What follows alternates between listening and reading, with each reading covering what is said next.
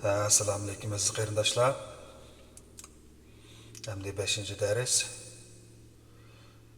yetilgan holat, ya'ni adult ego state.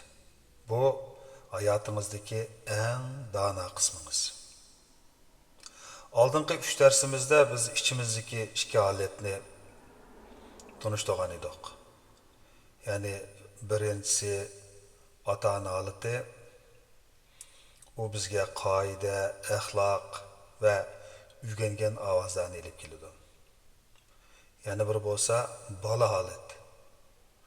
U bizning hissiyotimiz, qo'rqinchimiz, xushalligimiz va orzularimizni o'zida saqlaydi.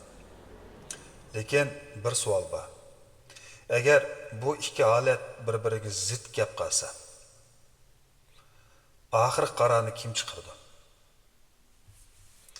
Mana bu yerda biz bugungi darsning qahramoni bilan tanishamiz. U bo'lsa-mu yetilgan holat. Ya'ni adult ego state.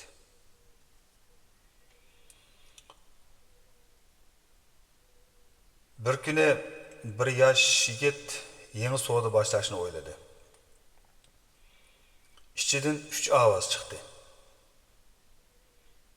Birinchi ovoz mag'lub bo'lsang odamlar kuladi degan ovoz. Bu tanqidchi ota-onaning ovozi. Yana biri men bek qo'rqaman, qilg'im yo'q. Bu bola holat. Ondan 3-chi ovoz qo'rqish normal, lekin oldi bilan uchur to'playli, bozorni tekshirayli, xatarni baholayli, ondan qaror chiqarayli dedi. Bu ovoz dal yetilgan holatning ovozi. Undaqda yetilgan holat degan nima?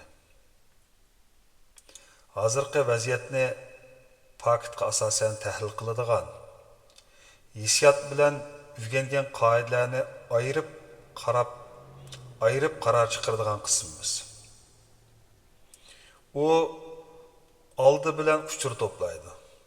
Ondan o'ylanadi. Oxirida qaror chiqardi. U oldirab hukm qilmaydi. Undaqda yetilgan holat qanday so'zlaydi? U mundaq so'zlaydi. Buning dalili bormi? Men hozir rostl xatardimi yoki faqat qo'rqyapmanmi? Bu qarorni hissiyot bilan chiqaryapmanmi yoki faktga asosanmi? Degandek. Diqqat qiling. U hargizmi qo'rqma demaydi. U qo'rqishning sababini tushunib boqaylik deydi. Biz turmushimizda yana bir misol deb boqaylik. Bir o'quvchi imtihonda 70 numara oldi. Uning ichidagi bola, ya'ni bola holat nima deydi? Men aqlsiz deydi. Endi uning ichidagi tanqidchi ota-ona sen yetarlik tirishmiding deyish mumkin. Endi buning yetilgan holati nima deydi? 70 numar bir natija. Endi qarab boqaylik. Qaysi jihatlarda xatolik sodir qilibman? Keyingi qitim nimani o'zgartirishim kerak?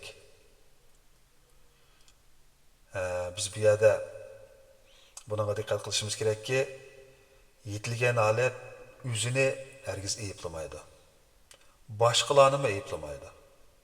U masalani hal qilishga diqqat qiladi.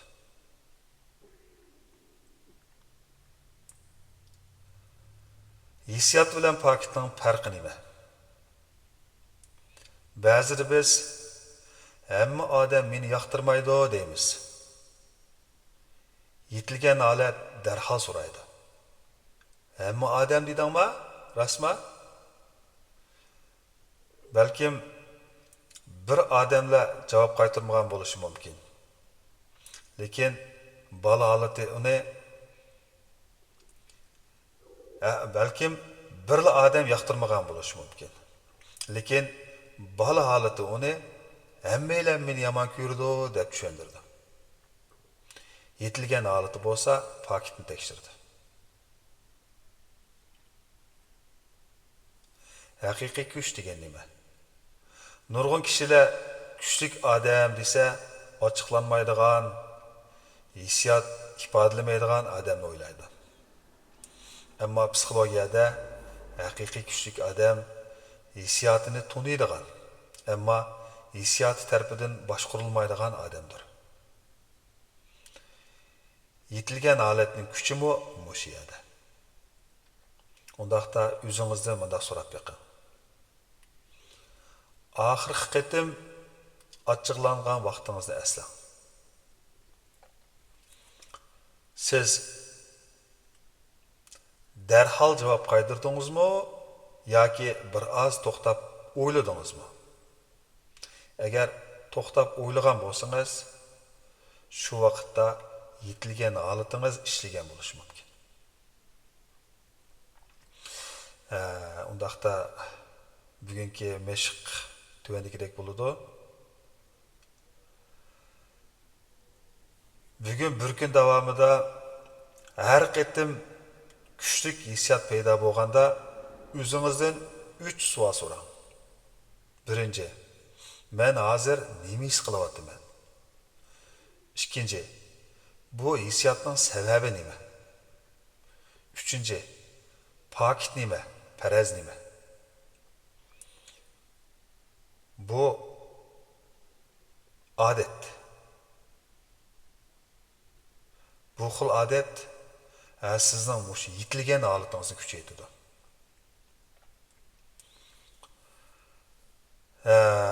Bugungi eng muhim jumla bo'lsa, cho'nglar holati hissiyotni yo'q qilmaydi. O hissiyotga qaramay paketga asosan qaror chiqaradi. Ya'ni biz ba'zi buni cho'nglar holati deb qo'ydik, bu yetilgan holat deganimiz shu. Ya'ni yetilgan holat hissiyotni yo'q qilmaydi. O hissiyotga qaramay paketga asosan qaror chiqaradi. Bu qobiliyatni mashq orqali kuchaytirib bo'ladi. Shuning bilan bizning bugungi darsimiz mushagicha. Bu qitimqi darsda biz ichimizdagi 3 holatning 3'ini tunish bo'ldik. Bu 3 bilan to'liq tunish bo'ldik. Ya'ni ota-ona holat, bola holat, yetilgan holat. Keyingi darsda biz bu 3 holatning bir-biri bilan bo'lgan munosabatini, ya'ni bular bir-biri bilan qanday so'zlashadiganligini o'rganamiz. Nimishqa oddiy bir parang ba'zida talash tortishga aylanadi. Nimishqa ba'zi kishilar bilan paranglashish oson, ba'zilar bilan shunda qiyin. Buning javobi transactional analyzning eng qiziqarli qismida yushingan. Keyingi darsgacha har qitim qaror chiqarganda o'zingizdan so'rab beqing. Hozir so'zlayotganim ota-ona holatimi yoki bola holatimi yoki yetilgan holatmi? Bu savolning o'zila o'zingizni texmi cho'nqur tushunishning boshlanishi bo'ladi. Undaqda qarindoshlarim, bugungi dars mushagicha bo'ldi. Kelar qatimliq darsimizni ko'rishaylik. Allohga emanet.